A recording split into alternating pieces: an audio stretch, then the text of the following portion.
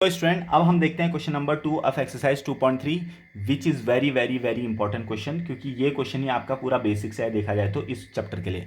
ठीक है, तो देखिए क्वेश्चन क्या कहता है, हमको डोमेन निकालने और रेंज निकालने हैं। ये फॉलोइंग कुछ क्वेश्चन दिया, हमको 2 क्वेश्चन दिए इसके अंदर, और इनके हमको डोमेन और रेंज बताने हैं। पहले तो बच्चों देखो डोमेन मैंने क्या बताया था, जरा समझिए डोमेन क्या चीज़ होता है। डोमेन क्या कहा था, ऑल पॉसिबल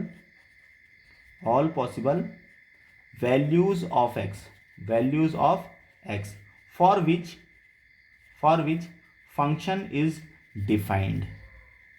मतलब समझिए x की वो सारी वैल्यू जिसके लिए फंक्शन डिफाइंड हो, x की वो सारी वैल्यू जिसके लिए फंक्शन डिफाइंड हो, उसको बोलते हैं डोमेन, उसको बोलते हैं डोमेन। मतलब मैं x को क्या क्या पुट कर सकता हूं, मैं x को क्या क्या रख सकता हूं, वो सब कुछ किसके अंदर आएगा, डोमेन के अंदर। ठीक है, और x को मैं क्या नहीं रख सकता हूं, वो डोमेन नहीं होगा। इसको मैं इस क्वेश्चन के हिसाब से नहीं, दूसरे हिसाब से बताता हूं। फॉर एग्जाम्पल मेरे पास क्वेश्चन है इस तरह से, रूट एक्स है मान लेते हैं।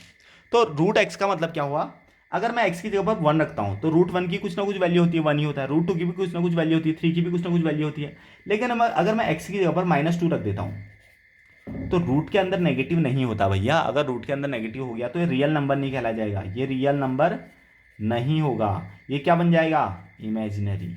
इमेजिनरी तो कहने का मतलब है, अगर मैं यहाँ पर 0 रखूँ, 1 रखूँ, 2 रखूँ, 3 रखूँ, तो अगर कोई भी पॉजिटिव नंबर रख रहा हूँ एक्स की जगह पर तो वही इसके डोमेन होंगे। वही क्या होंगे, इसके डोमेन। नेगेटिव में तो मैं रख ही नहीं सकता हूँ, यानी कि इसके डोमेन क्या होंगे, जो जो मैं एक्स की जगह पर रख के मेरे पास फंक्शन डिफाइंड है, यानी कि फंक्शन गलत नहीं हो रहा है, फंक्शन इमेजिनरी नहीं हो रहा, तो वो सब कुछ डोमेन के अंदर आ जाएंगे।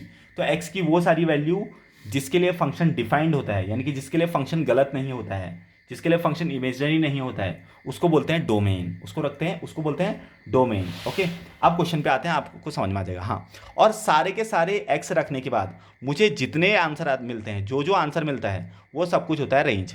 वो सारे एक्स रख के जिसके लिए डिफाइंड है, वो सब कुछ एक्स रख के जो मेरे पास आंसर आता है, जो मेरे पास एफ एक्स आएगा, वो क्या कहलाया जाएगा, उसका रेंज। बस इस चीज़ को अच्छे से समझिएगा।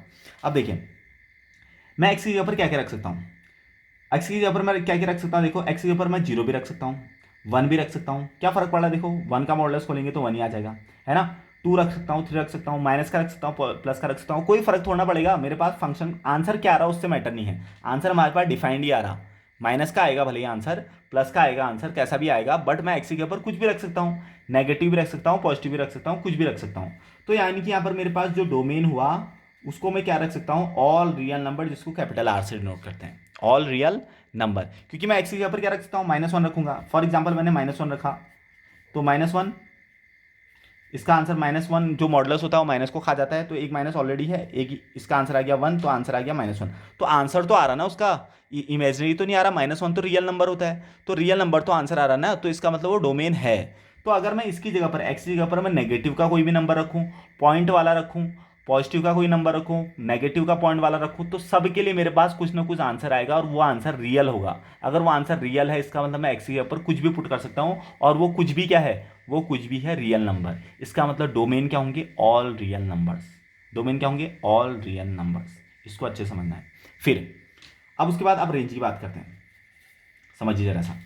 अब रेंज की बात करते हैं, अब इंटरेस्टिंग है। अब मैंने एक्स के ऊपर मैं कुछ भी रख सकता हूँ, नेगेटिव भी रख सकता हूँ, पॉजिटिव भी रख सकता हूँ, पॉइंट वाला भी रख सकता हूँ, बिना पॉइंट वाला भी रख सकता हूँ। चलिए कुछ यहाँ पर देखते हैं एग्जाम्पल के थ्रू। मेरे पास क्वेश्चन था F X equal to minus का मॉडुलस एक्स। एक काम करते हैं, मैं प्लस का 1 रख रहा हूँ या 2 रख देता हूँ, तो माइनस मॉडुलस के अंदर 2, ये माइनस तो ऑलरेडी है ना क्वेश्चन में, तो मैंने इसके साथ तो कुछ करना नहीं है। अब माइनस मॉडुलस का 2, ये माइनस तो बाहर से है, तो मॉडुलस का 2 ओपन करूंगा तो सिंपल 2 देता हो। मॉडुलस का 2 ओपन करूंगा तो सिंपल क्या देगा, 2। लेकिन ये माइनस ने उस प्लस के 2 को माइनस का बना दिया, यानी कि F2 रखने में मेरे पास क्या आ गया, -2। चलिए कुछ और रखता हूँ, मान लो मैंने 10 रखा, तो माइनस मॉडुलस के अंदर 10। मॉडुलस के अंदर नेगेटिव पॉजिटिव होगा तो वो उसको पॉजिटिव बनेगा, लेकिन बाहर वाले का नेगेटिव का कुछ कुछ थोड़ा कर सकता है मॉडुलस, तो माइनस का ये 10 मिल गया, है ना। तो मेरे पास देखो, अगर मैं पॉजिटिव वैल्यू रख रहा हूँ तो मेरे पास आंसर आ रहा है नेगेटिव का। चलिए अब दूसरा देखते हैं। अगर मैंने रखा -2, ठीक है, एफ एक्स इक्वल टू रखा मैंने -2, तो देखते हैं माइनस ऑलरेडी है क्वेश्चन में, फिर मॉडुलस का -2। अब देखो क्या रहा, माइनस, ये मॉडुलस का 2, मॉडुलस क्या करेगा, इस -2 को प्लस का बना देगा और ये सिंपल बन जाएगा 2, है ना। एक माइनस ऑलरेडी था, तो आंसर क्या आया, नेगेटिव। यहाँ भी आंसर क्या आया, नेगेटिव। चलिए मैं कुछ और रख रहा हूँ, माइनस का 10 रखा मैंने, तो माइनस और एक ये माइनस का 10 हो गया, तो बाहर का माइनस तो ऐसे ही रहेगा, अंदर का माइनस प्लस का 10 बन गया। तो इसका मतलब यह आंसर क्या आ गया, फिर से -10 आ गया -10 रखने पे। मतलब हो क्या रहा है, मैं चाहे x की जगह पर प्लस की वैल्यू रखूं या x की जगह पर माइनस की वैल्यू रखूं, आंसर हमेशा नेगेटिव ही आ रहा है, आंसर हमेशा नेगेटिव में ही आ रहा है, माइनस में ही आ रहा है ना। चलिए एक और चीज करते हैं, अगर मैं x की जगह पर 0 रख देता हूं, क्योंकि मेरे पास चॉइस है ना, मैं क्या रखूं, मेरे पास चॉइस क्या है, मैं सारे के सारे रियल नंबर रख सकता हूं। डोमेन क्या होगा, मैं किसको रख रहा हूं, डोमेन को ही तो रख रहा हूं, और डोमेन क्या है, सारे के सारे रियल नंबर। रियल नंबर क्या होते हैं अच्छे से बता रखा था इंट्रोडक्शन वाली वीडियो को, एक बार देख लें। तो मैं एक्स के ऊपर 0 रखता हूं, तो माइनस का 0, 0 का मॉडल 0, माइनस प्लस तो कुछ होता नहीं 0 में, तो 0। इसका मतलब मेरे पास आंसर क्या आ रहा है, 0 आ रहा है। माइनस का 1 आ सकता है, माइनस का 2 आ सकता है, माइनस का 3 आ सकता है, माइनस का 4 आ सकता है, पॉइंट वाले भी आ सकते हैं, माइनस का 4.2 आ सकता है, माइनस का 4.3 आ सकता है, कुछ भी आ सकता है, माइनस इन्फिनिटी तक आ सकता है। यानी कि 0 से उल्टी लाइन में यानी कि नंबर लाइन में मेरे पास 0 से -1 -2 -3 सब कुछ आ रहा है भाई, लेकिन आ क्या रहा है, नेगेटिव। मतलब क्या कहोगे तुम, all negative real numbers are range. तो मेरे पास एक्स की वैल्यू रखने पर जो जो आंसर मिल रहे वही तो होंगे रेंज। तो मेरे पास आंसर क्या क्या मिल रहे, सारे के सारे नेगेटिव मिल रहे विथ 0, 0 के साथ साथ सब कुछ मिल रहा है। तो इसको लिखेंगे कैसे, इसको लिखने के दो तरीके हैं, या तो इसको आप ऐसे लिखो, माइनस इन्फिनिटी से 0 तक के सारे नंबर, इस तरह से ब्रैकेट के साथ, इन्फिनिटी पे ओपन ब्रैकेट आता है हमेशा याद रखना। तो माइनस इन्फिनिटी से 0 तक के सारे नंबर, ऐसे भी लिख सकते हैं इसकी रेंज को। ये क्या होगी इसकी रेंज। अगर ऐसे नहीं लिखना चाहते हो तो ऐसे भी लिख सकते हो, 0 -1 -2। वैसे लिखने का ये वाला तरीका गलत है, सही नहीं है, क्योंकि इसके बीच में ना बहुत सारे नंबर होते हैं, -1 और 0 के बीच में इनफाइनाइट नंबर हैं, बट मैं आपको समझाने के लिए कह रहा हूँ बस। तो इस तरह से हम माइनस इन्फिनिटी तक जा सकते हैं।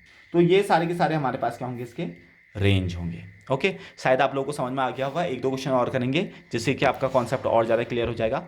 चलिए देखते हैं अगले क्वेश्चन में। Thank you.